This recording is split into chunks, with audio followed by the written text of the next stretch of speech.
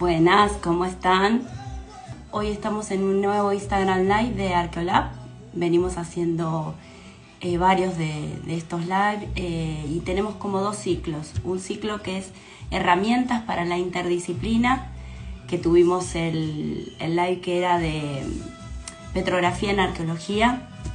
También tuvimos un live de comunidad Arqueolab y el viernes pasado tuvimos cartografía y brújula. Fuimos rotando varios del Arqueolab, los pueden buscar acá en el Instagram, en el perfil, en el canal de IGTV, y si no también pueden ir a nuestra página de YouTube, arqueolab.uva, que lo van a encontrar, y ahí tienen los vivos editados para poder ver cómodamente en su casa. Hoy inauguramos el ciclo Trayectorias, que tiene más bien que ver con las temáticas y recorridos de algunos invitados que vamos a tener. Nuestro primer invitado de hoy es Juan Leoni. Yo no sé si se escucha, pero le puse musiquita apropiada al noroeste. Vamos a ver algunas fotos del sitio. Ahí lo vemos a Juan en los sitios arqueológicos de Perú. Tiene un amplio recorrido que va desde los Andes peruanos hasta la Pampa argentina. Y también les voy a compartir otra foto, así mientras se siguen sumando. Bueno, una clásica de arqueólogos, ¿no? Todos ahí yendo a campo. Qué linda. Él también hizo su... ahora nos va a contar dónde hizo su grado, su posgrado. A ver, vamos acá. Esta me encanta. Y ver las estructuras del sitio, qué lindo. Y vamos a ver la última foto. Ahí, esa espectacular para los arqueólogos, ¿no? Que acá hay un montón de arqueólogos. Así que bueno, ahora sí que ya vimos un poquito lo que nos mandó Juan para que compartamos. Yo sí le voy a dar la entrada a Juan, que ya me mandó la invitación. Hola, ¿cómo estás? Voy a acomodar un poquito el celu. Buenas noches. Primero, muchas gracias por aceptar charlar con nosotros en los live de Arqueolab. Es un honor tenerte, que nos cuentes toda la trayectoria que vinimos hablando de los Andes prehispánicos a los campos de batalla. Bastante, ¿no? Recorrido. Sí, un poco heterodoxa la trayectoria. Sí, bueno, pero muy gracias, interesante. gracias por invitarme, ¿no? La verdad que honrado yo de que me inviten. Muy bien, gracias. Bueno, Juan, empecemos por algo que siempre nos preguntan. Sí, ¿Dónde te recibiste de tu carrera de grado y cuál es la carrera de grado? la carrera de grado yo la hice en Rosario y es licenciatura en antropología. Tiene orientaciones de, bueno, los 4 campos de la antropología, pero no, no sé, eso no se ve en el título. Uno se recibe de licenciado en antropología, aunque con una orientación específica. Y que fue, bueno, yo hice la orientación a arqueología, obviamente. Claro, en la Argentina se estudia arqueología en varias universidades, ¿no es cierto? Bueno, en Buenos Aires, Universidad de Buenos Aires, Universidad de La Plata, Universidad de Rosario, Tucumán, Jujuy. Es interesante la formación que tienen en la Universidad de Rosario y cómo han también formado grupos y núcleos de arqueología, como por ejemplo el CEAC, ¿lo digo bien? CEAC, Sí, sí, sí, está Centros de bien. Estudios, Centros de Estudios de Arqueología y Antropología del Conflicto. Sí, eso es muy reciente en realidad, porque es del año pasado. Empezamos. Sí, Pero hay bueno, como una no, sí, tendencia, ¿no? A sí, unirlos. ahora está popularizándose la temática. Eh, sí, la orientación de Rosario era, bueno, la carrera de Rosario era particularmente enfocada la antropología sociocultural. En realidad la orientación a arqueología siempre fue, no digo más débil, pero tenía menos materias y también menos cantidad de cursantes. Pero bueno, eso ha ido cambiando a través del tiempo y bueno, ha dado resultados positivos, o sea, los graduados han logrado insertarse en distintas instancias de investigación o de docencia, así que se fue consolidando. Realmente la carrera en Rosario, o sea, ya pasó mucho tiempo, pero estuvo cortada durante el proceso militar y se reabrió recién a mediados de los 80.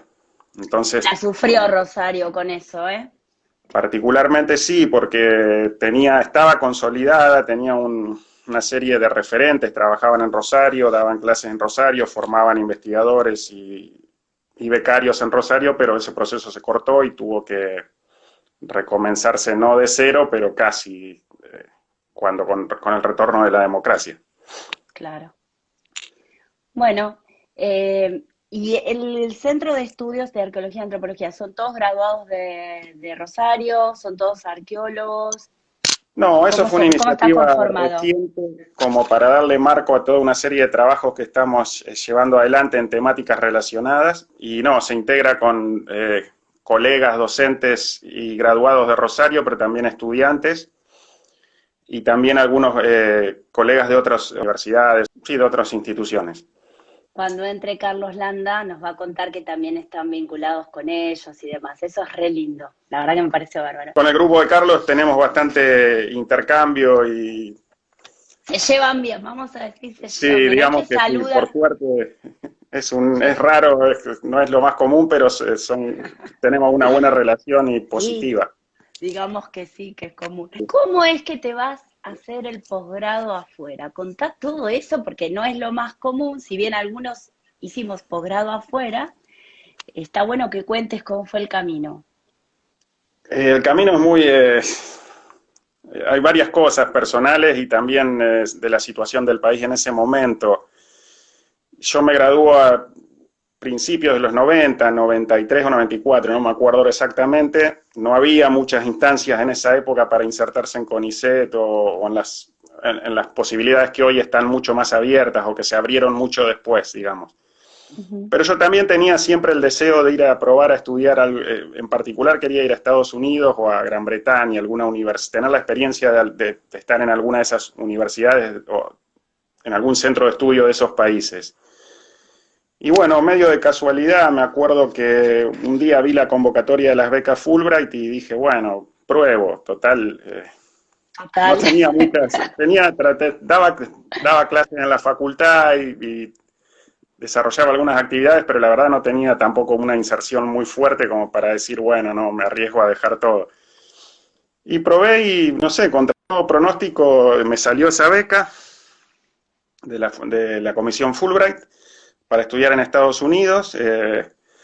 Ahí se podían elegir proponer algunas universidades, uno y otras las proponía Fulbright. Me acuerdo que entre las opciones que surgieron estuvo la universidad a la que finalmente fui, que era la Universidad del Estado de Nueva York en Binghamton, que tenía en esa época, o Ujú. tiene todavía, un muy buen departamento de antropología, pero en particular de arqueología. Había varios referentes en esa institución, entre ellos un investigador muy famoso que trabajaba en Huari, en Perú, y bueno, allá fui. Primero fui con una beca para hacer una maestría, pero bueno, una vez allá surgieron otras oportunidades de conseguir financiamiento en la propia universidad y seguir con el doctorado, y bueno, me terminé quedando Un y tiempito. unos 8 años, me parece, entre todo. Claro, sí, Sí, porque bueno, fue allá bastante. esa particularidad está cuando se genera rápido lo del doctorado en las Sí, sí, universidades afuera. fue bastante.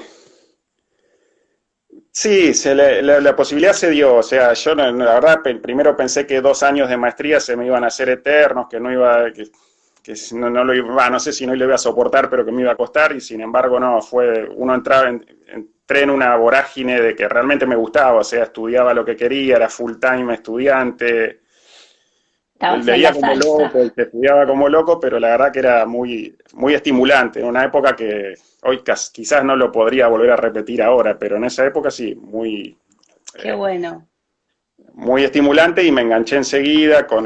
Mi director de doctorado fue este investigador que decía antes, que era William Isbell, y justo él empezaba y retomaba, él había trabajado en los años 70 en Ayacucho, en Perú, en Huari, había tenido que cortar durante los 80 por la situación que resultaba de la presencia de Sendero Luminoso y de la violencia política que había, en particular en Ayacucho, que era uno de los lugares más, bueno, precisamente donde surgió Sendero Luminoso.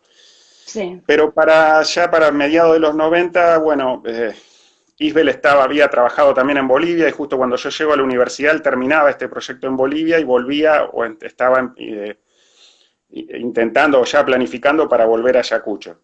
Porque también se había reactivado la arqueología en ese lugar qué bueno. al estar la situación más calmada, había dos arqueólogos peruanos, ayacuchanos, que son José Ochatoma y Marta Cabrera, que estaban en particular excavando un sitio muy importante que estaba amenazado por la construcción urbana, digamos, y un sitio espectacular, y bueno, Isbel se sumó a eso y yo me uní a ese proyecto y ahí es como me empiezo a vincular con la arqueología de Andes centrales. Y bueno, no sé, también era una locura lo mío porque mi interés de investigación era el origen del Estado, algo que no tenía mucha aplicación acá en Argentina, digamos. Pero era lo Es que a mí me verdad. gustaba de haber leído trabajos acá, ya en la época del grado. Y bueno, estando ahí estaba la posibilidad de hacerlo, de dedicarme a eso por lo menos lo intenté. Y así fue. No, y Terminé está muy bien. investigando. Sí, Vos estudias 8 años en el posgrado, haces tu tesis con Wari, con el tema del Estado. ¿Y cómo es que retomás hacia Argentina? yo antes de irme había tenido experiencia acá, obviamente no me fui, había trabajado bastante en el proyecto de María Isabel Hernández Llosas, en Pintos Cayo, en el alero de las circunferencias, un sitio muy Ujú. interesante, habíamos trabajado varios años, de hecho había hecho la tesis de licenciatura sobre una temática de ese sitio, y después también había trabajado con Cristina Escatolín en el Valle de Santa María, En en, Yutopián. eh, en Yutopián fuimos cuando vino Joan Geró, que tenían un proyecto en conjunto con Cristina. Y ahí sí, fue una Espectacular. campaña en realidad, sí, era un sitio, sí, muy lindo. Y después Qué también en los lindo, sitios que trabajaba qué Cristina, lindo estar con esos arqueólogos en esos sitios, espectacular. sí, sí, sí, la verdad que sí, fueron experiencias interesantes, sí. Bueno, ahí les digo Entonces, a los bueno, que ahí se... yo tenía de ahí venía lo andino, no era que yo me había metido, o sea, había cierta continuidad en lo que estaba haciendo.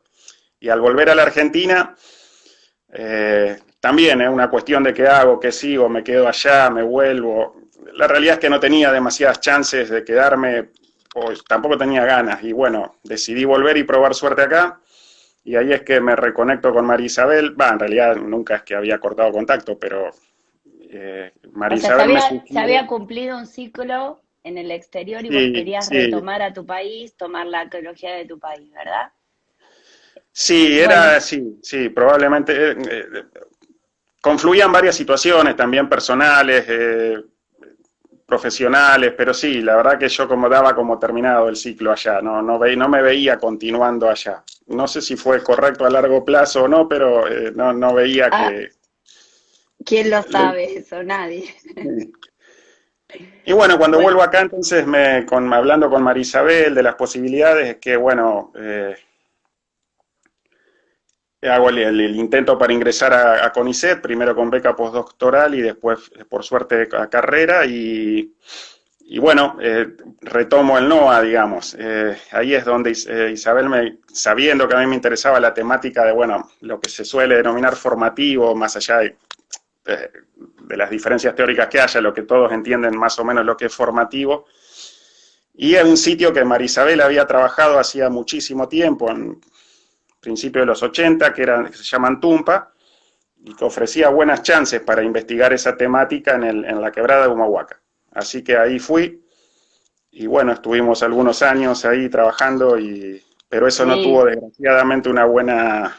no, Empezamos a ir ahí al sitio, a reconocerlo. no. Antumpa, yo también estuve, un sitio espectacular, un frío, sacrificio estar ahí, ¿eh? Te vi en acción con equipo y todo, igual no se pudo hacer mucho, ahora me vas a contar, te voy a preguntar varias cosas. Mira, ¿cómo fue que Sí, llegas ahí? ¿Cuánto tiempo estuviste? ¿Y qué se pudo terminar antes de que hagas el cambio?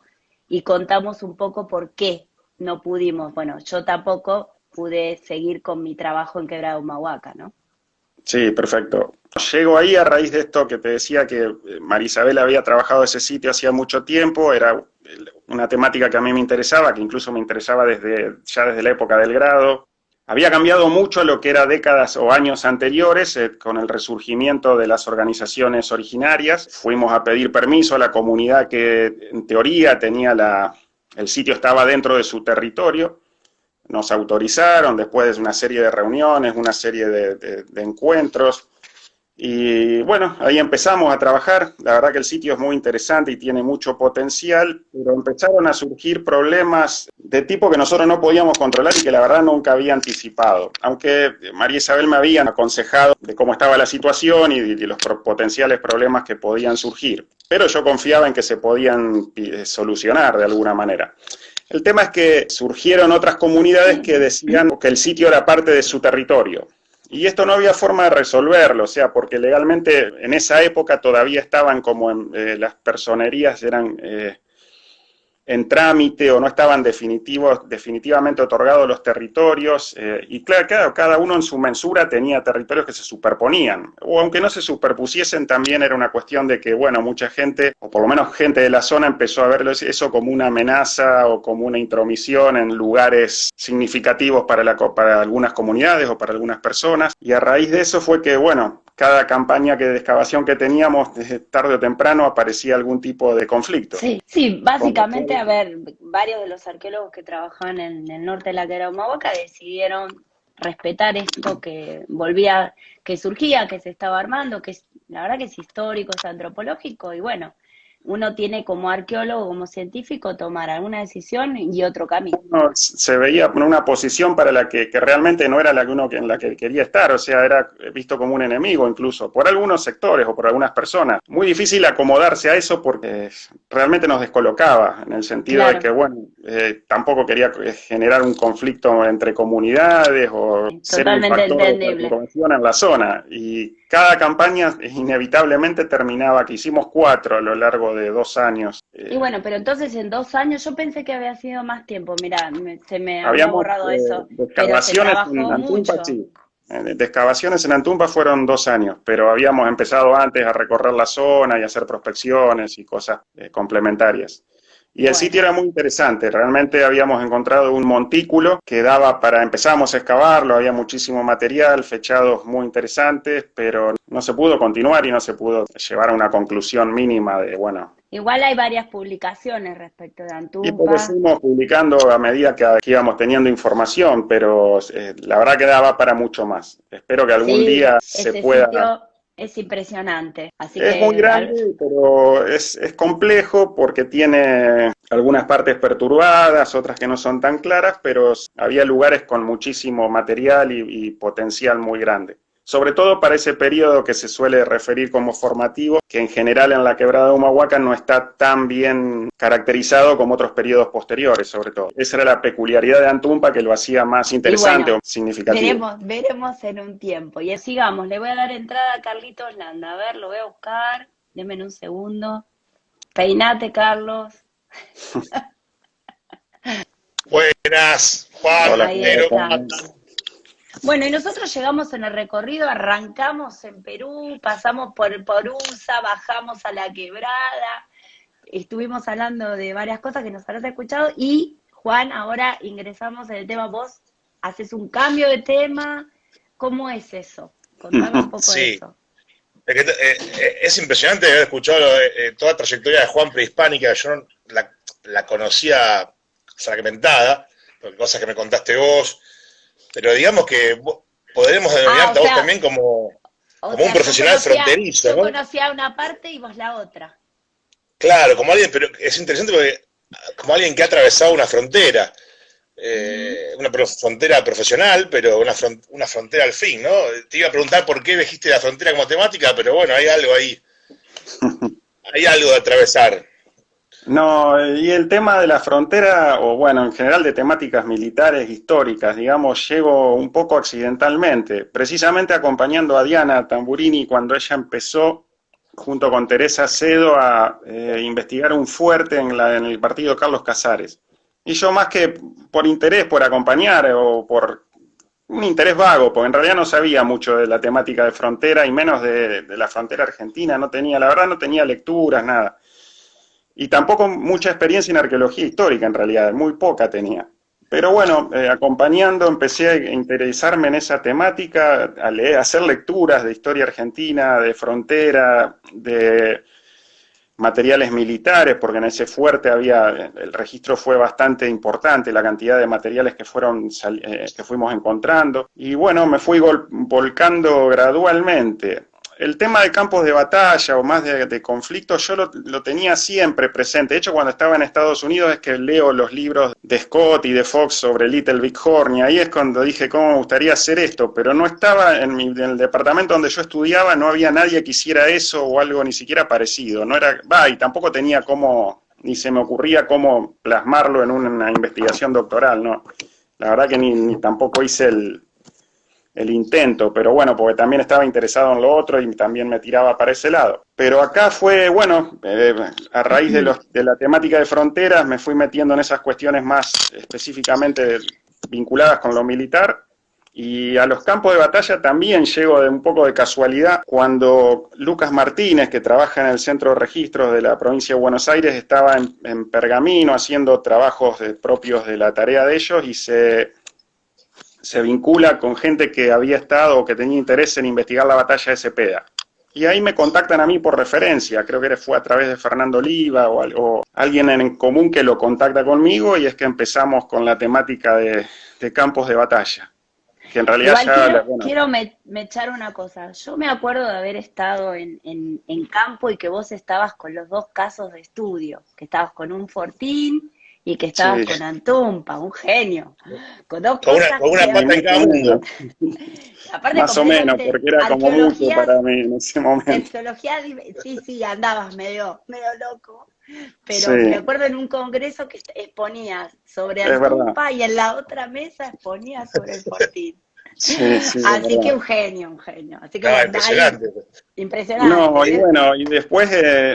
sí, a raíz de empezar a leer ya o a intentarle darle más un sustento teórico, empecé a leer mucha bibliografía sobre arqueología de la guerra en distintos contextos históricos o prehistóricos en sentido muy amplio, ¿no? Si es que hay fuentes escritas o no. Y había algún autor que planteaba como que eran como campos estancos, eran investigadores completamente distintos que no tenían diálogo, los que hacen arqueología de conflicto en momentos históricos o en contextos prehispánicos o prehistóricos.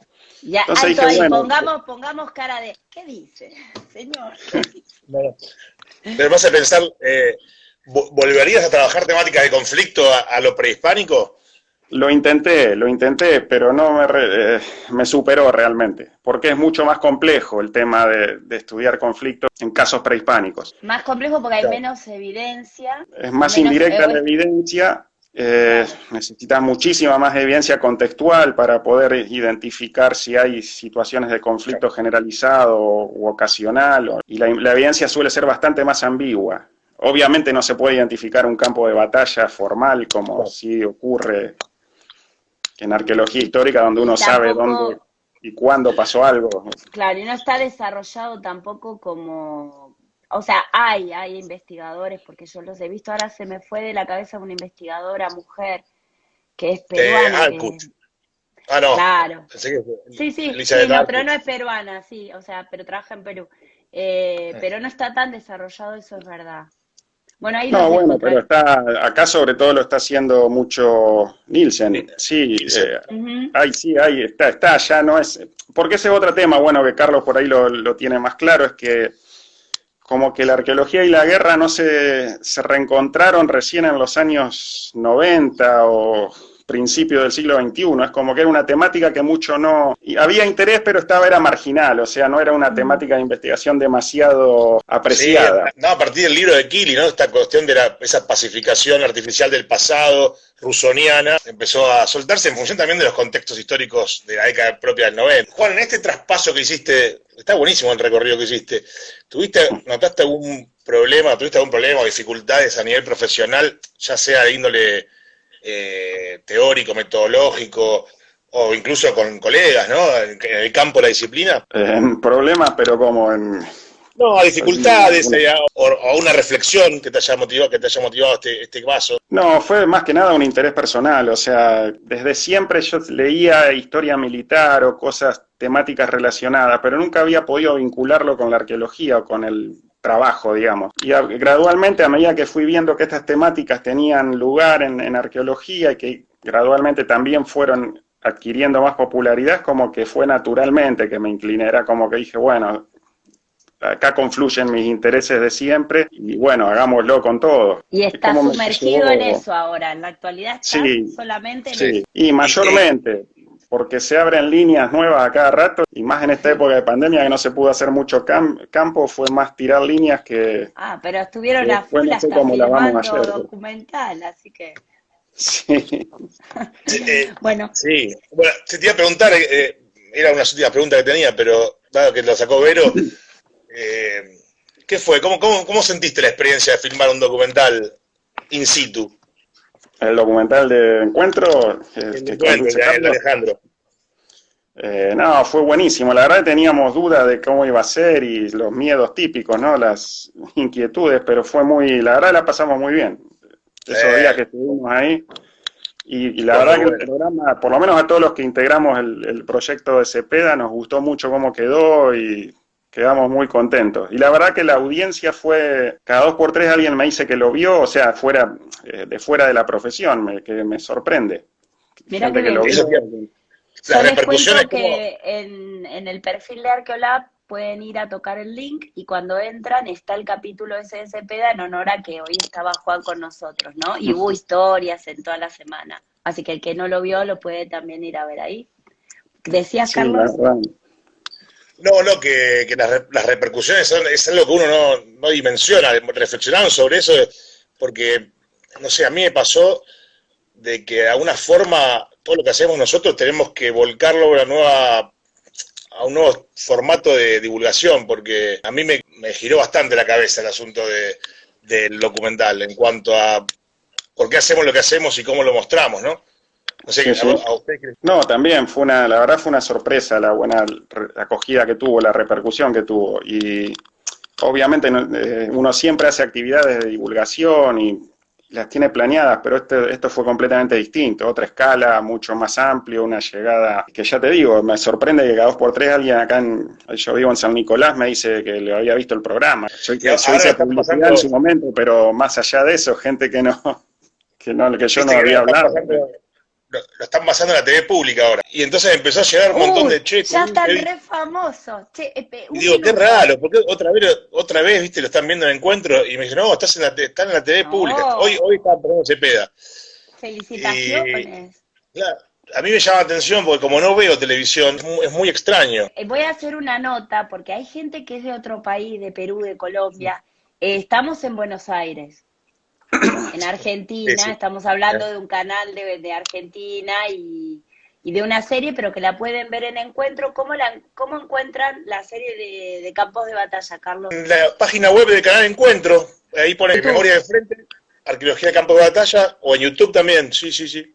Y supongo que Bueno, también en la TV pública ahora también, pero es muy fácil, con el título del programa, en internet, en un buscador, le aparece. digo a los que Memoria de viven Frente, afuera. Arqueología de Campo de Batalla. Hay algo que había quedado cuando vos le preguntaste, Carlos, sobre las dificultades profesionales de pasar Sí. de un campo temático a otro, y nosotros habíamos hablado de preguntarles cómo vio las dificultades a nivel metodológico también.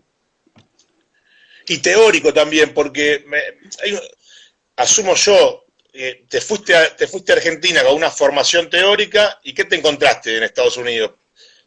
No estamos hablando capaz de un procesualismo acá y allá, otra Sí, yo no había corriente. ido acá, claramente todavía estaba muy fuerte la visión procesual más o menos clásica, digamos. Y en Estados Infodiario. Unidos no, nada que ver. O sea, allá variaba mucho según las universidades, pero Binghamton era particularmente conocida por ser no procesual, por tener otras orientaciones que eran... De hecho, ahí había estado Hodder en algún momento y algunos de sus discípulos, había estado Meg Conkey, que era una pionera de la arqueología feminista, y los profesores que seguían ahí eran claramente no procesuales, no formaban un cuerpo unificado teóricamente, había algunos marxistas, había otros, había una referente de la arqueología feminista, no, había un par de marxistas, ahora que me acuerdo, y otras posturas que eran más bien críticas del procesualismo más tradicional. Claro. ¿Vos tuviste a Maguire? Sí, yo lo tuve a Randy. Claro, ahí también tuviste contacto con, bueno, el marxismo en sí, ¿no? Es una teoría del conflicto, pero el mismo Maguire ha trabajado el tema de la represión en Colorado, ¿no? Todos esos temas influyeron, ¿los agarraste allá? Yo no pude participar en el proyecto de él, ni lo tenía como asesor doctoral, pero no trabajé directamente con él, pero sí, una gran persona, un gran amigo fue ese realmente, y él en esa época estaba llevando adelante el proyecto de Ludlow, de la represión de la huelga minera, que eso era muy llamativo para mí, porque era relativamente reciente, era en la década de 1910, y tenía que ver con temáticas que acá no eran muy comunes. Y eso me atrajo bastante, pero no me dediqué a eso, digamos, no fue que me sumé al grupo de Maguire, pero Maguire es un referente importante de la arqueología marxista estadounidense, pero es un marxismo bastante heterodoxo, que de hecho otros marxistas dicen que no es marxista o que no es verdaderamente marxista, pero bueno, la verdad que tiene una postura muy, muy interesante y siempre hace una arqueología bastante comprometida, o sea, con repercusiones que van más allá de lo académico, intencionalmente, ¿no? O sea, él lo planea así.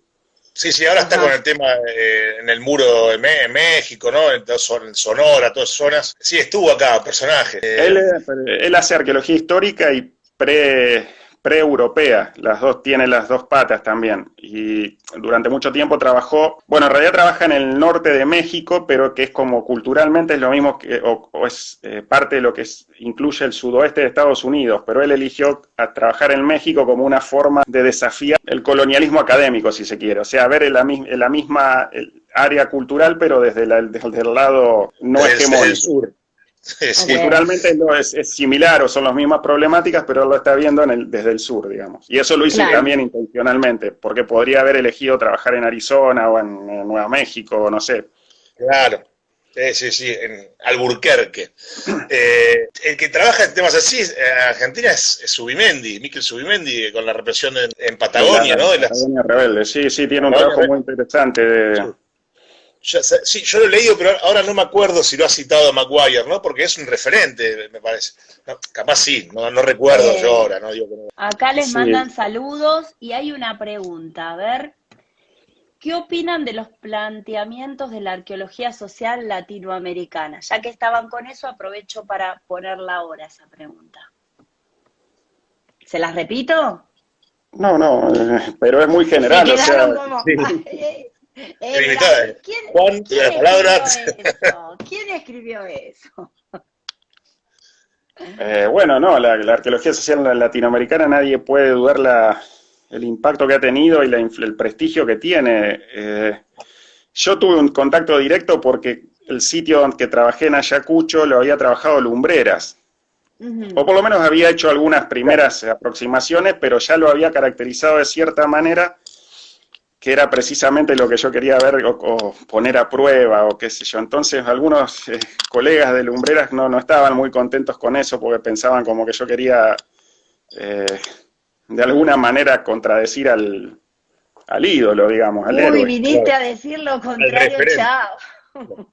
Pero bueno, nada, aparte de eso, yo hablé con Lumbreras personalmente y él no tenía ningún problema, al contrario, estimuló y me ayudó a que yo pudiera trabajar ahí, así que tuve un contacto directo con uno de los referentes de la arqueología social latinoamericana y leí muchísima bibliografía porque varios de sus discípulos habían trabajado en esos sitios o en la región. Y después tuvo como un renacer más reciente, hay una serie de autores jóvenes que han retomado ya con los planteos de la arqueología social, pero con más ayornados, con más influencia de teoría social contemporánea. La verdad yo mucho no conocía cuando me fui, o por lo menos de la formación acá en Argentina, pero allá en Binghamton tuve un compañero venezolano que también estaba formado en esa línea, había sido alumno y discípulo de Iraida Vargas y Mario Zanoja, que son también dos pilares de la arqueología social latinoamericana.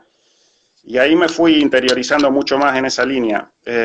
No es la elección teórica que yo he hecho o que haría, pero sin duda el impacto que ha tenido y la importancia que tienen, como muchos han dicho, es la única línea, o no sé si es correcto o no, pero puede ser. Es como la única contribución teórica original que ha hecho América Latina a la teoría arqueológica mundial. Claro. Sí, sí, y tiene su continuidad, ¿no? En Perú, sobre todo, tiene su continuidad con todos los trabajos de Tantaleán.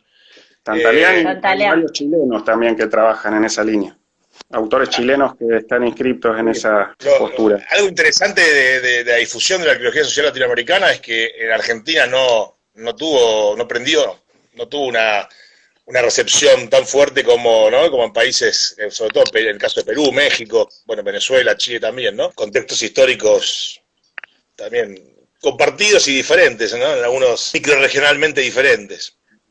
Sí, después me acuerdo de Maguire decía que era probablemente porque acá se impuso el procesualismo, ocupó el lugar que era más, que podría, sí. Pero bueno, acá tiene que ver también con otras cuestiones que son extraacadémicas, que fue que muchos referentes, bueno, Núñez Regueiro, que trabajaba en Rosario, se tuvo que ir y probablemente eso también contribuyó a que no aprendiera demasiado. Sí, sí, ahora sí, el que trabaja en esa línea o que usa categorías, por lo menos algunos trabajos que yo leí, es el grupo de Delfino en Catamarca. Ah, mira, no sabía eso yo. Mira, yo tampoco. Sí, usan unas categorías que son precisamente creadas por la arqueología social latinoamericana para aportar al corpus teórico marxista, como modo de vida, modo de trabajo. Claro. Aparte de Marx, el referente es este pensador peruano, no me sale el nombre, del siglo XX, principio del siglo XX, pero no me puedo acordar el nombre, estoy medio el COVID o la vejez. O las dos cosas. Claro, me sale Martí, pero es cubano, ¿no? Pero bueno. Mariátegui. Ya va a venir. ¿Cómo decías? Mariátegui, puede ser. Mariátegui, ahí está. Qué mal que estoy, claro. Estás mal.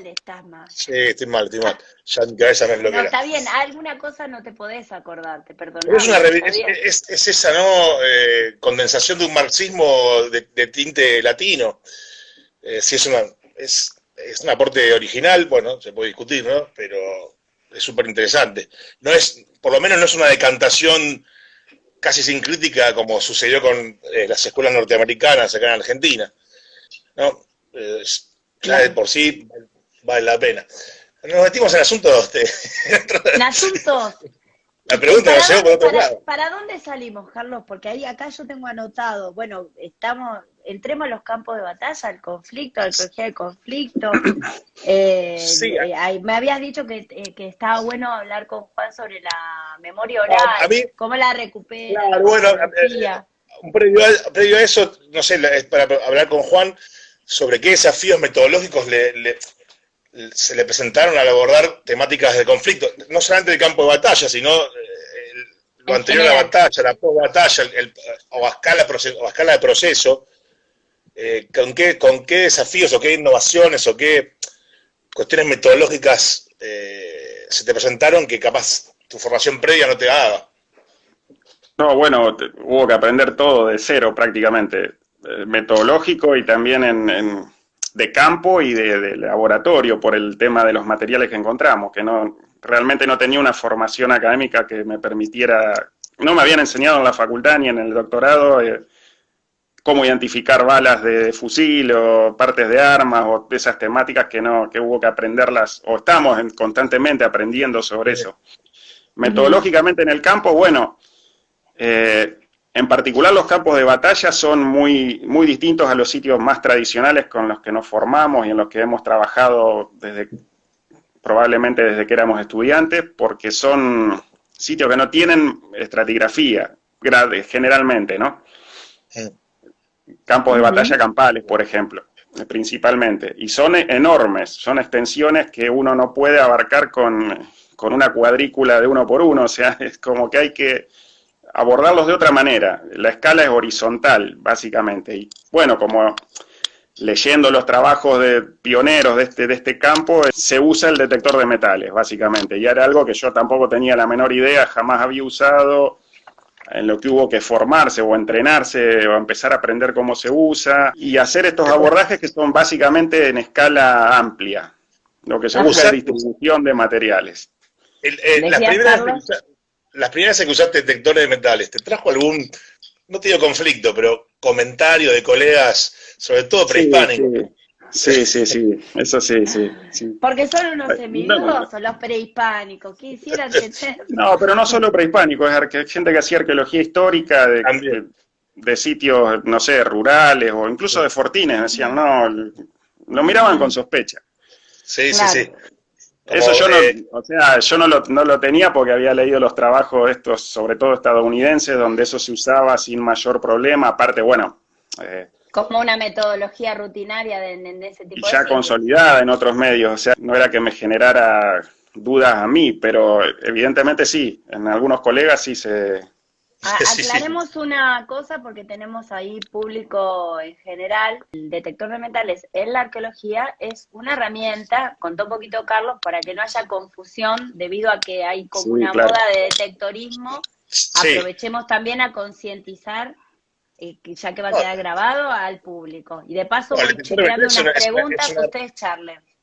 el detector de metales es una herramienta que utilizada dentro de un diseño de investigación y de forma sistemática es productiva, como puede ser un cucharín, como puede ser cualquier tipo de instrumental que usa el arqueólogo.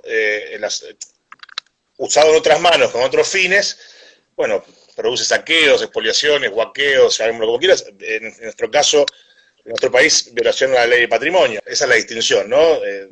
Tener un diseño de investigación atrás y usarlo como una herramienta a usarlo como, a mí la palabra hobby no me gusta, pero bueno, usarlo como un divertimento, si quiere. Sí, que es un Eh, divertimento que va contra la exacto. ley y es peligroso. Que está haciendo, sí, la verdad que están haciendo estragos de norte a sur del país y de este a oeste. Es algo que... Sí, aclaremos también que, bueno, nosotros somos, Arqueolab es un laboratorio cultural que se dedica también a los estudios arqueométricos y todos estos instrumentos nosotros los usamos en función del caso de estudio, metodológicamente, sistemáticamente, con un orden y para hacer un trabajo que es científico, ¿no? Eso dejémoslo claro porque esto hay público en general, además de arqueólogos que esto lo saben. Acá es corta la brocha, Daniel Ávido pone que los invita a oír la entrevista de Micaela Gregotzky en Sí, arroba identifico. es corta la brocha sobre detectorismo y también hay un par de reels que Sí, comentan sobre esto y videos súper es muy, interesantes. sí. Vayan a esa Es corta la cuenta brocha, así. ha hecho Dale, varias. Y el caso de Micaela es una reciente colega que está trabajando este tema, que bueno, se dio un auge de estas asociaciones de detectoristas y su exposición en las redes sociales, ¿no? Entonces, bueno, Micaela está haciendo un trabajo antropológico, arqueológico al respecto, así que bueno, estaría bueno si lo pueden ver. uy, está Juan Manuel. Que estuvo Oh, el Cadet. viernes pasado, el tema de cartografía y brújula, y acá dice, en esas épocas de batallas, ¿tenían avanzadas de combates, campos principal de combates y campo anterior al campo principal de combate? Es algo muy estratégico, así que No, cuenten sí, un sí, poquito. ahí entendí. Juan, Bien. vos estás haciendo un estudio sobre el campamento previo a la Cepeda, ¿no? Si es lo Me que parece, entiendo yo, yo sí, entendí por nosotros ese lado. estamos, en realidad estamos ahora trabajando como continuación lógica de Cepeda, empezamos a trabajar el campo de batalla de Pavón, que es una batalla hermana de Cepeda 2 años después, y los mismos contendientes. Y la idea es no solo estudiar el campo de batalla, sino los campamentos donde se concentraron los respectivos ejércitos antes de la batalla, sobre todo. Y eso, bueno, recién Perdón, estamos chicos, empezando, pero perdón. Ahí le mandé invitación a Juan a ver si él quiere entrar al vivo y preguntárselos en directo. Le aviso a Juan que tiene que ir a la casillita de la cámara si quiere entrar 5 segundos, 5 minutos, lo que él quiera para preguntarles bien sobre esto, porque él está preguntando sobre una estrategia en particular, ¿no? Ahí te mande Juan. sí, ahora si dice campos de avanzada y eso, sí, los campos de batalla en realidad hay un lugar principal que es donde chocan los ejércitos principales, pero también hay escaramuzas previas, Y hay, posiciones iniciales. sí, Ahí lo tenemos a Juan. Juan, te vemos medio de costado. Cadet, querido. Así Buenas. pregunta directo. Acá en vivo hace la Tenía una pregunta. pregunta. Dale. Sí, no, ¿qué tal? Buenas noches. Hola Juan, ¿cómo estás? Loncho, hola, ¿cómo te va? Cadet, ¿cómo andan? ¿Bien? todo bien. Todo bien. Bien. Bueno, me alegro. No, nosotros en la actualidad, sí, una defensa se constituye por las avanzadas de combate, sí, donde tienen varias funciones avanzadas. Canalizar el enemigo, ¿no? llevarlo al campo principal de combate, que el campo principal de combate sería de las bocas de los tubos cañones de las armas de tiro rasante, que serían en este caso los fusiles, hacia adelante.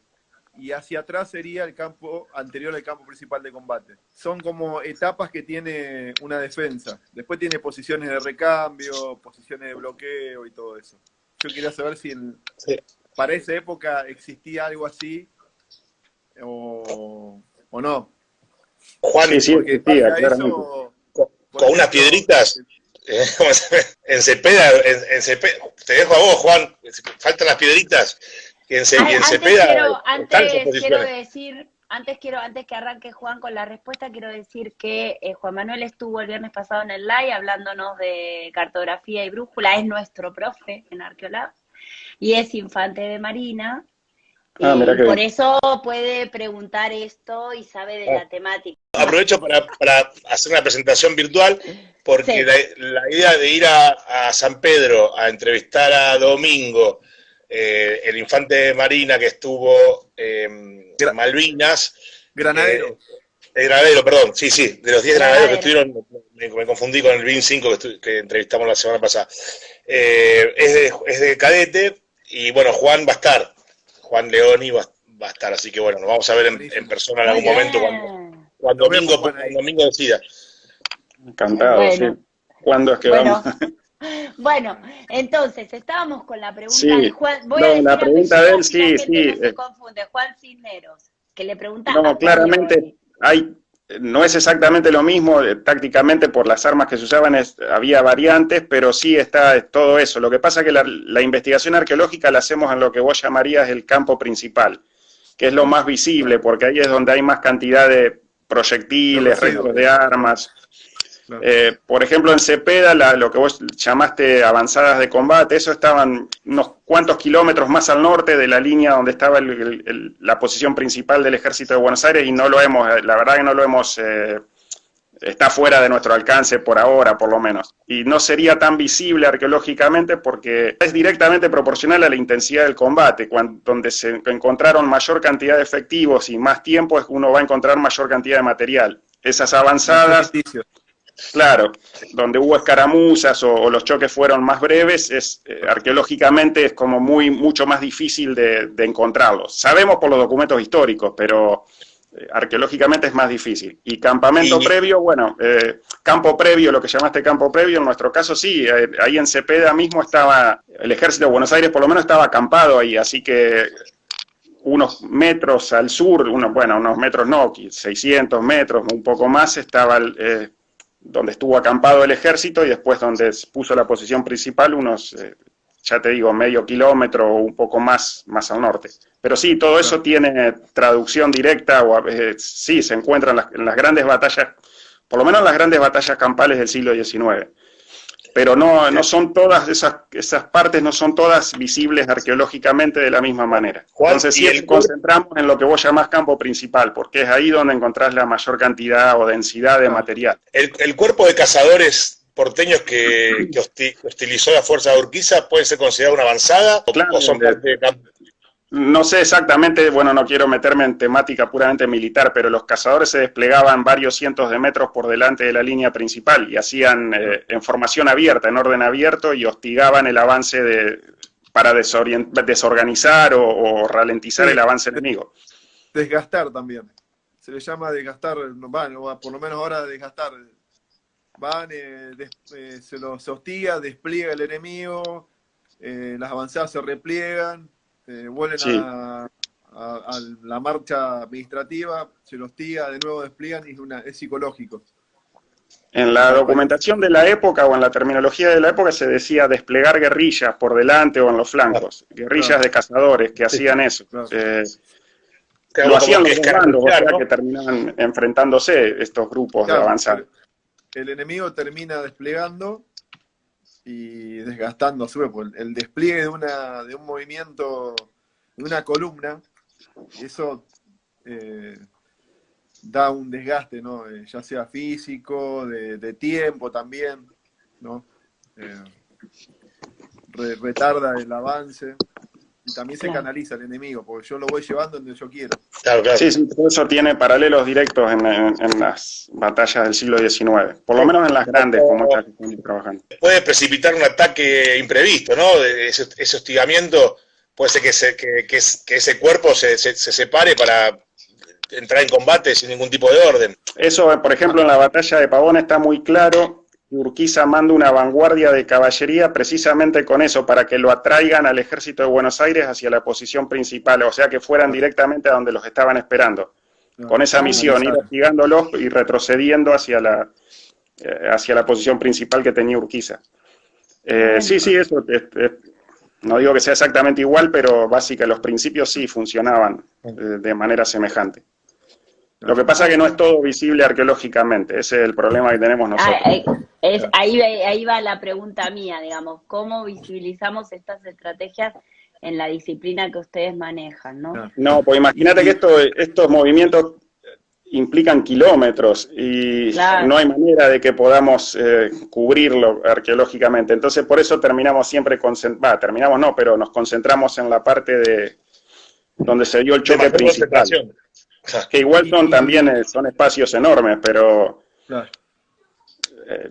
no hay manera que encontremos las avanzadas y las escaramuzas previas. Y después, por ejemplo, entraron alguna vez, no sé, en una defensa, en la actualidad, ¿no? Para planificar una defensa, se hace un plan de fuego, ¿no? Donde se instalan los diferentes tipos de armas. Bueno, ahora hay armas más sofisticadas, ¿no? Según el tipo de calibre se utiliza en tales lugares estratégicos, se coordinan con fuego de mortero, por ejemplo, ¿no?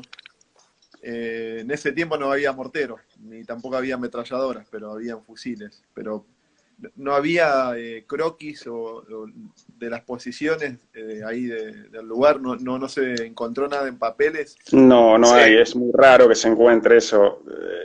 Si hay croquis muy generales con el despliegue del ejército y las distintas unidades que lo componen, pero no tan detallados. En el caso de la Batalla de la Verde, los croquis, o sea, están los dos croquis, ¿no? El croquis que hizo Arias, que fue el vencedor, y que es muy simplón, y el croquis que hizo Mármol, que es el secretario de Mitre, que fue el derrotado, que es mucho más detallado.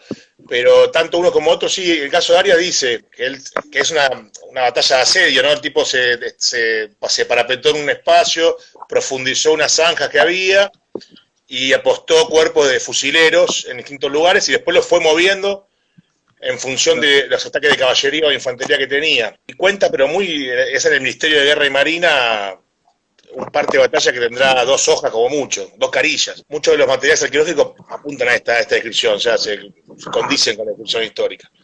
Pero nada tan detallado como podés pensar vos, Caet, para el siglo XX o ahora, ¿no? Siglo XXI. Claro. Por ejemplo, en el caso de la Verde, el plan de acción de Arias lo tuvo que improvisar sobre la marcha porque se vio rodeado por el regreso del ejército de Mitre y dijo, bueno, me quedo acá y sostengo una defensa. Y les funcionó. O sea, 800 terminaron venciendo a 5.000. No sé cómo será el poder relativo de combate, le decimos nosotros que es una defensa, es 1 a 3. O sea, defiende 1, atacan 3. Que de hecho en Malvinas pasó... Claro. Pasó más porque era, no sé si era 6 el poder relativo de combate. 1 a 6. Sí. Pero, bueno, no, simplemente me surgió la pregunta. Bueno, gracias Juan por, pero mirá, hay que animarse a entrar al vivo, siempre estén peinados para los vivos de Alcolab porque hay que entrar. Bueno, yo no tengo ese problema, no lo tengo. Ese problema de usted. Juan Leoni está peinado, Juan Cinero también estás peinado. Están bastante también presentables. Vos también, me peiné. Están viendo, también todos. Bueno, me voy a... Vaya que están los Juan, niños por ahí también. Igualmente. Listo, Juan. Y espero de pronto, así que... Dale, yo también. No vamos allá en San Pedro y Cae, nosotros nos vemos antes, seguro. Bueno, abrazo grande.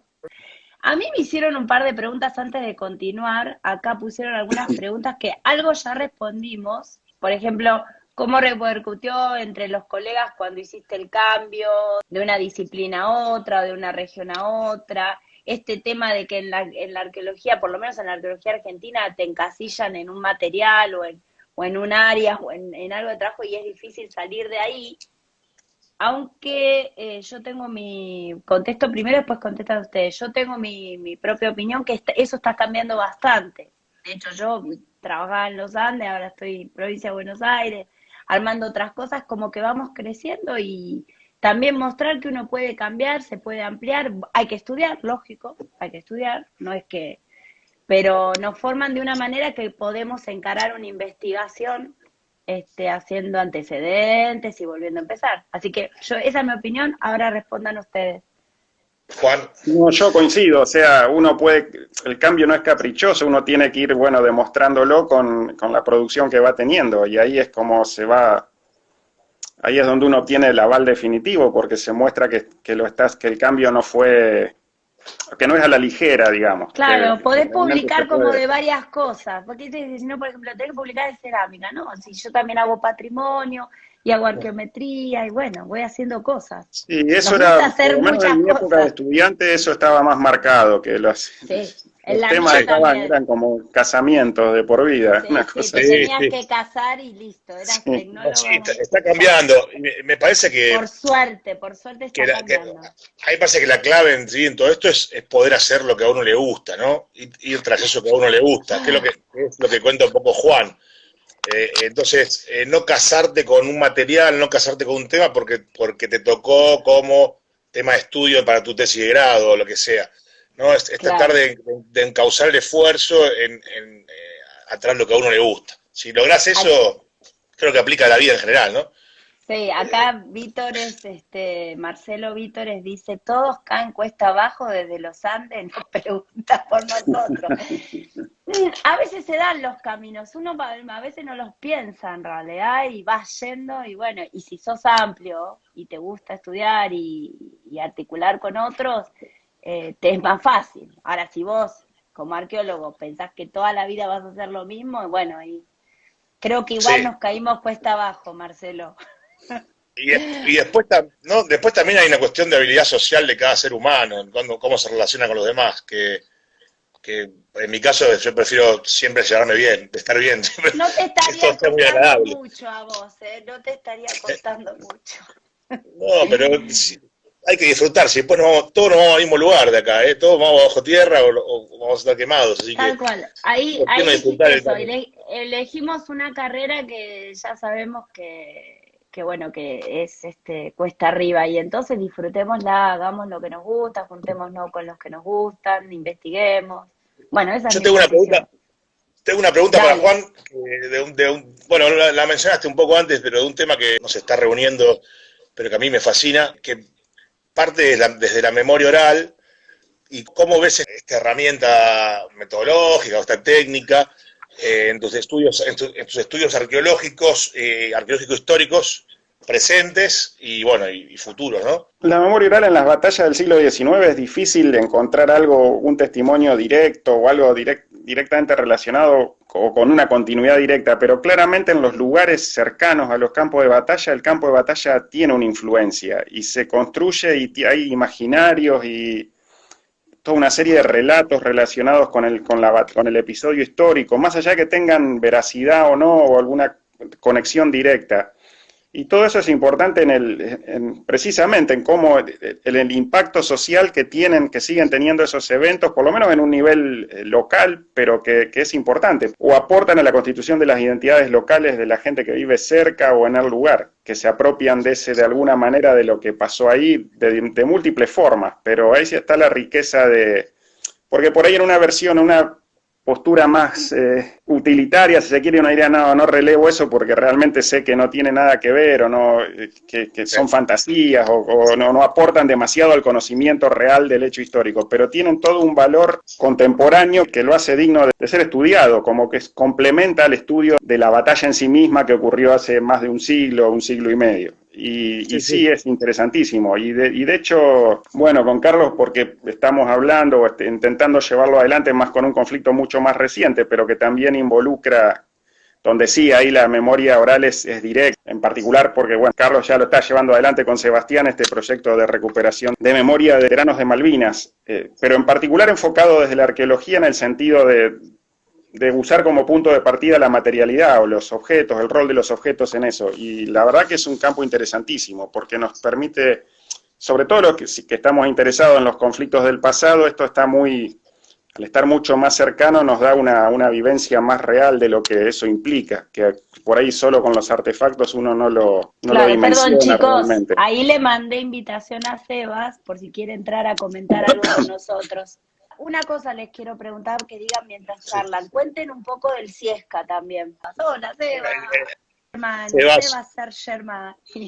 No, bueno. Sí. No te ubicaba. De repente vi la foto y dije, no, este es el Sebas que yo conozco. Bueno, continuemos, hablemos del Ciesca.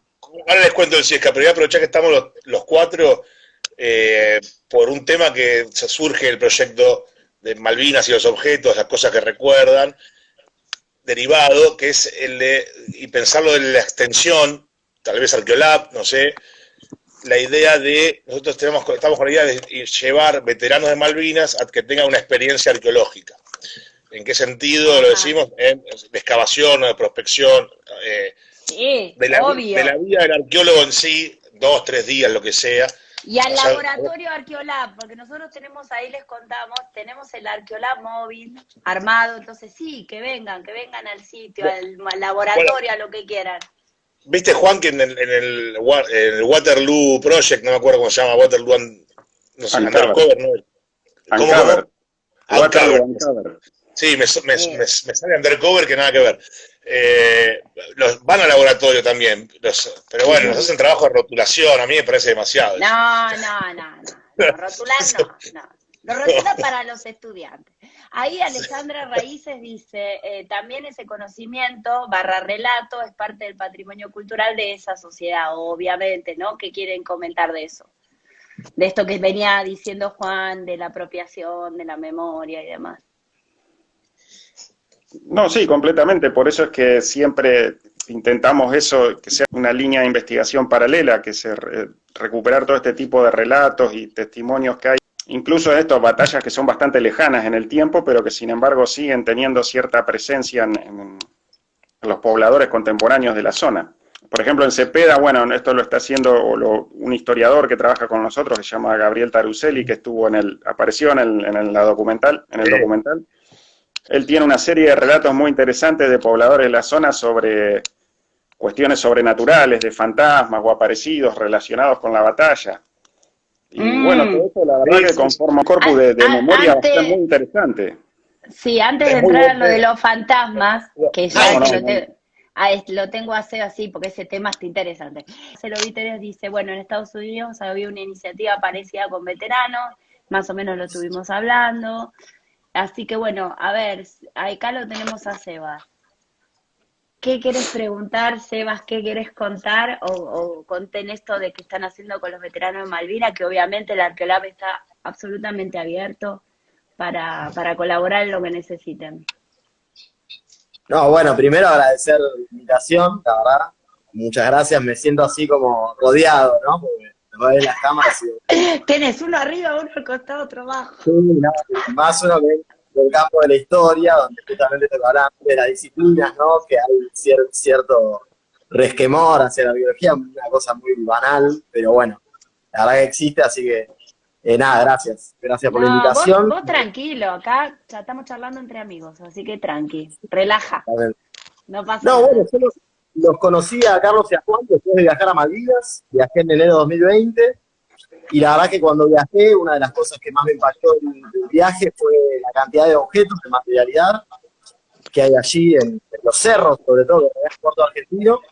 Y bueno, esto me llevó a la inquietud sobre los objetos, que justamente en mi disciplina, en la historia, poco trabajo sobre esto, quizás está visto como una fuente secundaria, todo lo que es la cultura material o algo que sirve para complementar o apoyar una hipótesis, digamos, no es la principal, que serían los archivos, los documentos escritos, digamos, ¿no?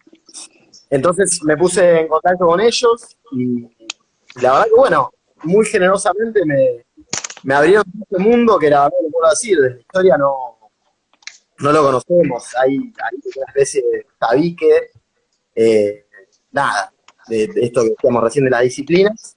Y la verdad que a partir de esto, bueno, se me abrió otra forma de mirar la guerra de Malvinas, que hasta ahora la verdad que no se venía trabajando de esta forma, y que es lo que estamos trabajando con Juan y con Carlos. No sé, Carlos o Juan, si lo quieren contar un poquito ustedes. Me quedé trabado. Yo tengo una pregunta para los, ya que estamos todos, para los tres, incluido, o sea, para mí mismo también, ¿no? ¿Se puede hacer una arqueología del conflicto Atlántico Sur, en este caso, sin intervenir en el territorio? ¿Podemos hacerla? Una gran pregunta. Claro, justo lo que dice Carlos es un poco lo que ellos, ambos dos, me plantearon cuando yo les traje, digamos, la idea que tenía de trabajar, que me dijeron, bueno, pero no podemos ir al terreno. Por una cuestión obvia, ¿no? Claro. Primero ahí está el antecedente de Tony Pollard, del equipo de trabajo de Glasgow, que... Perdón, chicos, que los baje un chiquito, no, interrumpo. Como hay gente de otros países y demás, cuenten un poco la guerra de las Malvinas, porque por ahí no están entendiendo y hay de muchos países, inclusive hay de Europa. Entonces, así chiquito. Está muy bien. Bueno, básicamente fue un conflicto en el año 82, donde se enfrentaron a Argentina con Inglaterra, básicamente, por la soberanía de las Islas Malvinas, que es un reclamo histórico argentino, que básicamente son unas islas del Atlántico Sur que fueron ocupadas militarmente en 1833 por el Imperio Británico, y que Argentina reclamaba desde entonces, reclamaba su soberanía, con un millón, podemos decir, de posibles argumentos al respecto. Y en el año 82, en ese entonces, la dictadura militar que estaba gobernando Argentina decide hacer una acción militar que logra recuperar la soberanía de las islas el 2 de abril de 1982, y básicamente en ese momento el gobierno de Margaret Thatcher decide enviar a la flota británica hacia el Atlántico Sur, donde se da el enfrentamiento, justamente la batalla, la guerra de Malvinas, que dura hasta el 14 de junio, donde, bueno, con una diferencia tecnológica bastante grande y con apoyos bien muy distintos, digo, a nivel internacional, geopolíticos, Inglaterra logra vencer militarmente, ¿sí? Y bueno, también con muchas deficiencias en lo que fue, digamos, la estrategia argentina militar en general, logísticas, y también diferentes desempeños según regimientos, secciones, etcétera. Por lo cual, bueno, fue un conflicto que en lo que respecta a Argentina, en la historia argentina, marcó muchísimo, porque fue justamente el último capítulo de la dictadura y el tránsito hacia la democracia. Sí, contemos también, porque tenemos muchos chicos jóvenes en el público, que no lo vivieron, nosotros lo vivimos, no vamos a decir la edad, pues yo no la voy a decir, pero nosotros lo vivimos. No, esta derrota militar básicamente lo que termina creando es esto, ¿no? Seba, vos estás fuera de rango, vos no... A ver, no ¿vos estás fuera de rango, Seba? ¡Qué vergüenza! En 1983, clase 83, así que... Ok. Aunque tengo el pequeño detalle astrológico de que mi madre y mi mejor amigo nacieron el 2 de abril. Ajá, por lo cual, bien.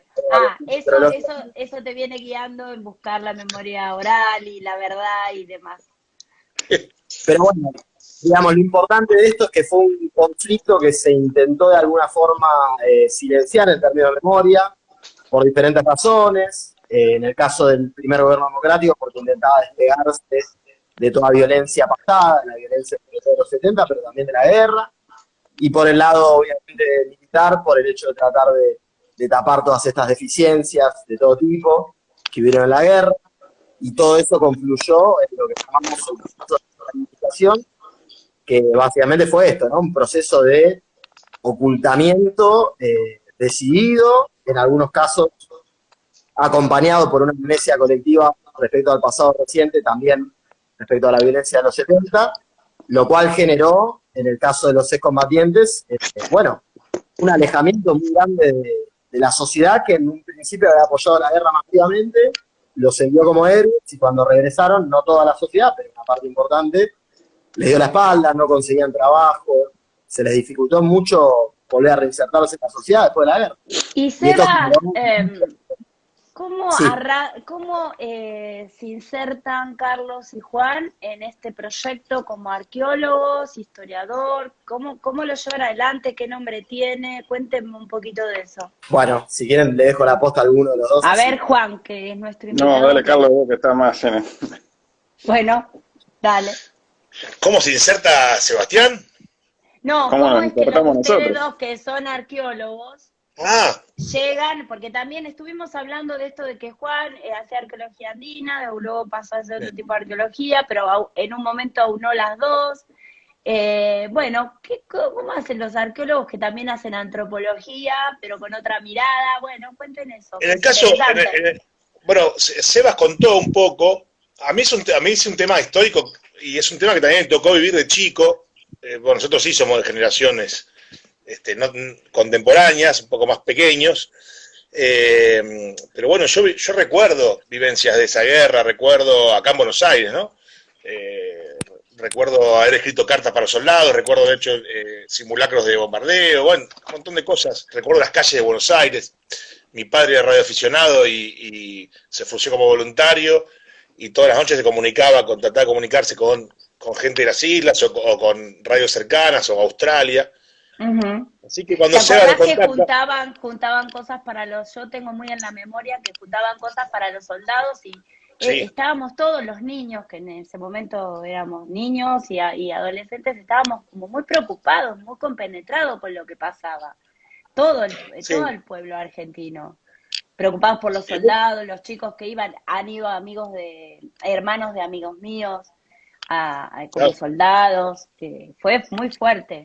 Sí, fue muy fuerte. Pero entonces cuando Sebas me contacta, él venía de Malvinas, tenía esta inquietud, decía, hay un montón de objetos desperdigados, ¿qué se puede hacer? Bueno, ¿no? Hay un conflicto internacional y la presencia argentina es no grata en las islas, ¿no? Eso es sabido. Y el único investigador que yo conocía que tenía un trabajo previo de Malvinas era Juan, que había hecho un trabajo, que también viajó a Malvinas. Falto yo ahora, yo tengo que viajar.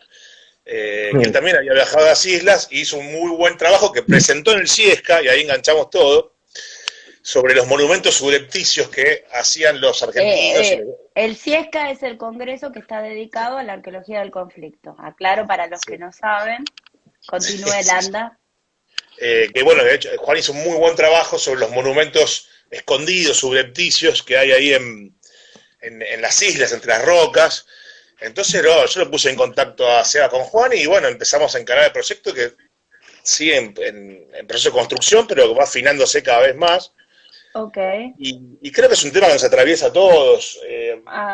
Acá Laura Staropoli nos pregunta les pregunta a ustedes si se encontraron con algún obstáculo más allá de lo que cuentan, cómo lo recibe la gente, qué pasa con esto que sigue siendo tabú, y también nos comenta que ella escribió cartas para soldados, y muchos chicos, tenía 8 años, muchos chicos de esa edad escribíamos para los soldados.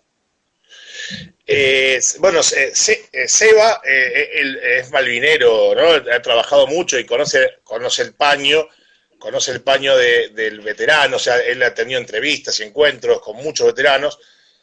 De hecho, los primeros veteranos que entrevistamos los trajo él, y desde mi experiencia con el testimonio, yo si bien tuve experiencia en entrevistar, esto es radicalmente diferente y no tuvimos ningún obstáculo todo lo contrario. La gente que hemos entrevistado fueron experiencias únicas, muy intensas, 3 horas, 4 horas a veces de charla, grabadas. A mí, yo voy a hablar desde mi posición, es muy fuerte ver a un hombre grande quebrarse. A mí yo creo que lo que ustedes están haciendo, más allá de que es una investigación antropológica, arqueológica, histórica, también les da a ellos, les devuelve parte de toda esa emoción del pueblo y demás, ¿no? El interesarse por ellos. Acá nos hablan desde Costa Rica también. Yo te hago una acotación, es que no es que esto se nos ocurre a nosotros y que está descolgado, es completamente... Hay todo gracias a que se han ido los límites disciplinares tradicionales se han ido diluyendo, forzando, corriendo. Hay un campo que se llama, dentro de arqueología de conflictos recientes, que es recientes, implica siglo XX, de la Primera Guerra Mundial en adelante, que eran temas que también antes era impensable que un arqueólogo los abordara. Pero hay muy buenos trabajos sobre Segunda Guerra Mundial, Guerra Civil Española, lo que uno puede imaginarse. Ya como que la arqueología se mete en todo, hasta el presente directamente. Guerra y en Fría esas también. líneas, los que son referentes en este subcampo, como queramos llamarlo, dejan siempre en claro que, bueno, no, el enfoque arqueológico sí está en los objetos, pero también tiene que necesariamente incluir en estos casos a los veteranos o a los participantes o a los que fueron afectados por las situaciones de conflicto, que es parte integral. Y esto es posible porque, bueno, precisamente porque los límites disciplinares se han ido modificando y porque hoy es un campo, esto era impensable algunas décadas atrás que un arqueólogo se dedicara a esto, porque es muy reciente, porque incluso escapa exclusivamente a los objetos, o puramente, se escapa de puramente los objetos, pero hoy ya está aceptado dentro de la arqueología, más allá que algunos colegas por ahí no estén muy convencidos, pero no es que es un invento nuestro, una excentricidad nuestra, es como que ya es un campo consolidado también. En el perfil de Ciesca pueden encontrar un post sobre el trabajo de Leoni sobre Malvinas y los invitamos de antemano al próximo congreso que ya está en preparación. Sí, así que pueden ir a seguirlo en Instagram, en Facebook y ver la información que aparece.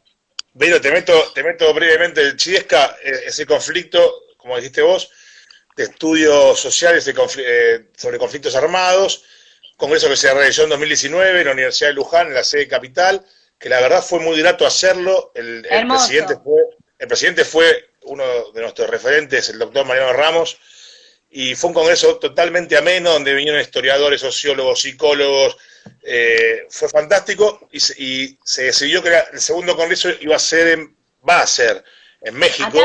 Acá están escribiendo que el segundo congreso nos invitan a todos, así que vamos, es en México. Es en México, y de hecho decidimos hacerlo real, presencial. Bien, vamos. No, porque en teoría iba a ser en 2021, iba a ser este año. Bueno, pero un año, como el Congreso no comulgamos con Argentina y demás también. No comulgamos con tantos Zooms, mejor es viajar. Así cuando se pueda, se va a salir en México. Entonces acá les avisamos que los que van a ir al Ciesca en México esperen al año que viene, que seguramente se va a hacer, lo mismo que el Congreso de Arqueología Histórica, que también decidió la comisión que lo quiera hacer presencial, así que a esperar y a ir al Congreso para vernos, para articular y hacer lo que nos gusta. Siga nomás. Y también Mike Ledesma 77 dice, Loncho, tenés que entrevistar a Oulton. Sí, ya hablé con el presidente, ya lo vamos a entrevistar. Está en eso, está en eso. Bueno. Michelle, conseguime más, ya le digo. No, bueno, no, lo que estaba diciendo Juan, tal cual, los límites disciplinarios se difuminaron y estamos en un campo que está atravesado por todas las ciencias sociales, historia, antropología, arqueología. Por eso mi pregunta capaz si podemos hacer una arqueología del conflicto Atlántico Sur que trascienda también los estudios de la cultura material, que no se atañe solamente a ese campo, ¿no? Claro. Bueno, ahí capaz que lo que se podría agregar, porque quizás, como decían, ¿no? Quizás la gente no conoce, hay una cuestión con la vuelta de los soldados, el 70% de la tropa de periodo eran soldados conscriptos.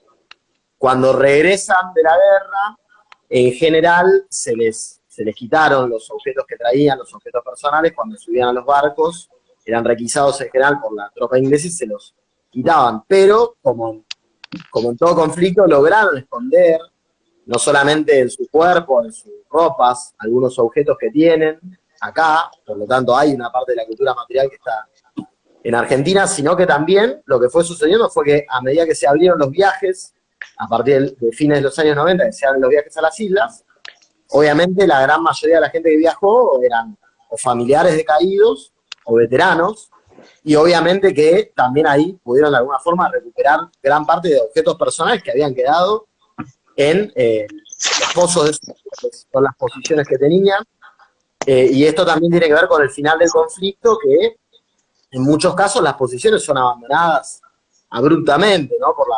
En los mismos campos de batalla, las batallas, no es que hubo una retirada general, sino que se fueron replegando los regimientos a medida que avanzaba la tropa inglesa. Y entonces ahí lo que tenemos es, por una parte, como toda esta materialidad, que de hecho la estamos trabajando en estas entrevistas, ¿no? Les pedimos que vengan a las entrevistas con los objetos que trajeron, no solamente los que trajeron, también los que tienen que ver con la posguerra, porque también ahí hay los reconocimientos, ¿no? Las medallas, los diplomas, los libros, muchos de ellos han escrito sus memorias, sus libros, ¿sí? Y algunos de ellos hasta han montado museos, por lo tanto han tomado la iniciativa de plasmar esta memoria al espacio, digamos, ¿no? Claro. Por lo tanto, hay respondiendo un poco a esta pregunta de Carlos, ¿no? Hay como también una cantidad y una variedad de materialidad acá mismo como para trabajar. Obviamente que yo soy de los que creen que, bueno, ojalá algún día podamos ir a hacer una cuadrícula a Malvinas, ¿no? Es un poco un sueño, pero... Ahí estarán Juan León y Carlos Landa. Ojalá. Yo quiero viajar, escuché Juan, tanto a Juan y a Seba hablar que quiero viajar. Claro, Juan, bueno, Sebas, te despido un ratito, y te quiero preguntar mientras, chao Sebas, muchas gracias por subirte al live y estar con nosotros. Gracias a ustedes, un abrazo. Yo quería preguntarle un poquito más a Juan de esto que estuvo allá y si dice de las cosas, porque están preguntando de lo que escribió, los títulos, donde lo pueden encontrar para leer. Bueno, no, yo fui en el 2018, a fines de 2018, pero más por una inquietud personal, como dice Carlos, por el impacto que tuvo en mi vida. Siempre me interesó leer de Malvinas, aunque lo hice de manera intermitente y por ahí no sistemática.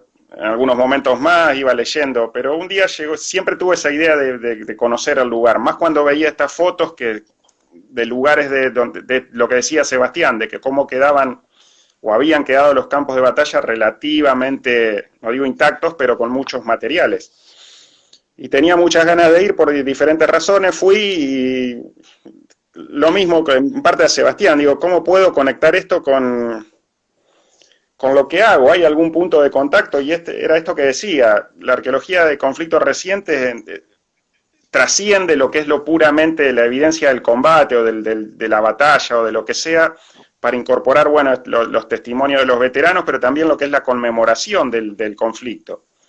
Porque ese es todo otro campo que se puede analizar y donde hay matices y variantes muy interesantes. Y bueno, como en Malvinas no solo hay restos de la batalla, sino que hay todo un paisaje de conmemoración, sobre todo británico, oficial, porque han construido en los cerros, hay monumentos a las unidades militares, a los caídos, a distintos eventos, pero también había toda obviamente, una conmemoración argentina más oculta por fuerza, porque los veteranos que van de visita, o incluso gente que no tiene nada que ver, pero que argentinos dejan cosas, o sea, dejan banderas, imágenes religiosas, placas, y después los isleños hacen como una limpieza general, están como pendientes de eso y limpian y remueven todo lo que dejan los argentinos. Pero quedan cosas ocultas, entonces cada vez, obviamente los veteranos saben esto y van y esconden las placas en grietas de las rocas, pero gracias a las redes sociales, eventos que son efímeros, enarbolar una bandera en un cerro, quedan como materializados y pasan a ser como objetos materiales en sí mismos. Entonces todo eso genera una dinámica muy interesante y una especie de puja simbólica en esos campos de batalla muy recientes, que a mí pensé, esto puede enmarcarse perfectamente en arqueología de conflictos recientes, y por ahí encaré, por lo menos hice un intento. Claro, y después, buenísimo. Sebastián se conectó con Carlos y después conmigo, ahí surgieron otra serie de líneas que estamos intentando darle fuerza, darle continuidad o llevarlas adelante. Claro, ¿no? Sí. Y después, bueno, la manera perfecta de cerrar en pandemia todo, igual, así que sí, decime, la manera de cerrar todo era esto que Carlos comentaba, de la participación de veteranos en arqueología, que tampoco es un invento nuestro, porque lo hicieron primero precisamente los ingleses, después los estadounidenses, con otros fines y por ahí con otra infraestructura y en un contexto completamente diferente, pero el desafío que tenemos ahora con Carlos y Sebastián es, ver cómo lo llevamos a la práctica en nuestro país, que es completamente distinto el contexto, es desafiante. Sí. Pero es linda la propuesta. Y siguiendo con estos temas, estaban hablando tema de supersticiones, de fantasmas, referidos a cómo se recuerda, que como que eso estaría presente, tradiciones. Tiene un nombre en inglés, no lo recuerdo. Cuéntenme un poquito de eso, que es interesante. Las No, aparte de esa memoria oral con respecto a batallas muy lejanas en el tiempo, pero de alguna manera persisten este tipo de relatos, entre otros, ¿no? Pero bueno, en Cepeda, lo que, donde tengo más conocimiento, pero gracias al trabajo de Gabriel Taruselli, ahí hay algunos relatos muy interesantes, como de un soldado porteño de Buenos Aires, afrodescendiente, que uno dice, ¿cómo imaginaría, no? ¿A quién se le ocurriría imaginar a un fantasma o un soldado de Buenos Aires que sea negro? ¿Y cómo reconocerían el uniforme de un soldado de Buenos Aires? Porque el relato es ese, tiene el uniforme de Buenos Aires. ¿Y cómo podrían saber? Como invento es muy elaborado, entonces uno puede... Pero en todo caso es interesante, porque como estas ideas... Como ¿tiene algún culto o solamente persiste como leyenda? Juan, son como leyendas, pero bueno, gente que dice haberlo visto. Cuando fue a Benítez, ahí al Museo de Faustino, no recuerdo si una señora contó que ella era chiquita y que los parroquianos de la pulpería contaban que se iba medio mamado por el camino y se desaparecía el negro en la tormenta, entre los relámpagos, con el capote, decían, ¿no? Impresionante. Bueno, seguramente en el Ciesca vaya a haber una mesa respecto de esto, ¿no? Bueno, estaría excelente. Yo creo que los campos de batalla en sí tienen estas historias, pero me parece que cualquier asentamiento arqueológico, más si tiene restos humanos, también debe tener. Juan, vos estuviste en el NOA, yo también, y corre, y he visto. ¿Viste? Pasan cosas. Otro día contamos. Tiene que contarlas esas. Hay toda una corriente antropológica que se llama Haunted Anthropology o una cosa así, que habla sobre estas cuestiones desde lo etnográfico, ¿no? De gente que se mete a hacer trabajo de campo etnográfico con, no sé, en este caso era con cultos africanos, eso que es como que dejan de hacer el trabajo de campo y sienten influidos, sienten, maldiciones, brujerías, etcétera. Claro, ahí los saluda Victoria Pedrota, los saluda a los dos. Saludos, Victoria. ¿Cómo va, Vicky? Bueno, sí, súper interesante ese tema, hay relato para hacer, así que estaría bueno que armen una mesa. Vamos a hacer seguro. Y en México. Perfecto. Bueno, ¿qué más nos había quedado, Carlitos, para charlar con Juan? Mirá qué trayectoria, era largo el título, pero valió la pena. La gente está como loca y están todos contentos, están re entusiasmados, muy interesante la charla. De Perú a Malvinas. De Perú a Malvinas, un recorrido enorme. Bueno, ¿qué otra cosa? Lo hemos paseado por todos lados, Juan. Sí. Contó toda su vida. Yo sé que tiene, Juan, un viaje al Tíbet. No, va, contalo, ya que estamos. No, pero no fue al Tíbet. Al Everest fue. Te confundiste. Me confundí con Mariana. Un colega rosarino, Damián Weinstub, nos fuimos a... Bueno, no, en realidad fuimos a un congreso de arqueología, era el WAC, que se hacía en la India, y había varios argentinos, pero después con Damián decidimos irnos a Nepal a hacer unas caminatas por ahí, llegamos hasta la base del Everest, ¿no? Siempre simples ustedes. Siempre cositas simples se les ocurre. Y eso fue hace muchísimo. Yo estaba recién recibido, y Damián creo que también, ¿no? Sí, estábamos ahí, recién nos habíamos recibido y fuimos al WAC en la India, que también fue toda otra experiencia, pero esas cosas que uno hace de joven cuando se puede. Sos joven todavía, podemos volver a ir. Ahora en México, vamos a los lugares. Bueno, Bueno, Carlín, ya te están llamando para comer. El fijo todavía funciona, ¿no? Si me llaman de fijo, eh, no son cosas buenas. No son cosas buenas, tenés razón, a mí me pasa. Bueno, ¿qué otra cosa le queremos preguntar así vamos cerrando? Bueno, igual un viernes espectacular, yo la pasé genial, estoy re entretenida, se me pasó el tiempo volando, pasamos por un montón de temas, todos interesantes. La verdad que Juan, te agradecemos porque No, por nada, tu favor. trayectoria da para que charlemos, estuvo buenísimo que subieran amigos, Juan, Sebas, que se animen la próxima los que están ahí en el chat, que no pasa nada, que es para charlar, pero de temas que nos gustan a todos, nosotros, ¿no? A los que estamos acá. Bueno, atendé y decirle que no podés, Sí, que sí. estás en el vivo.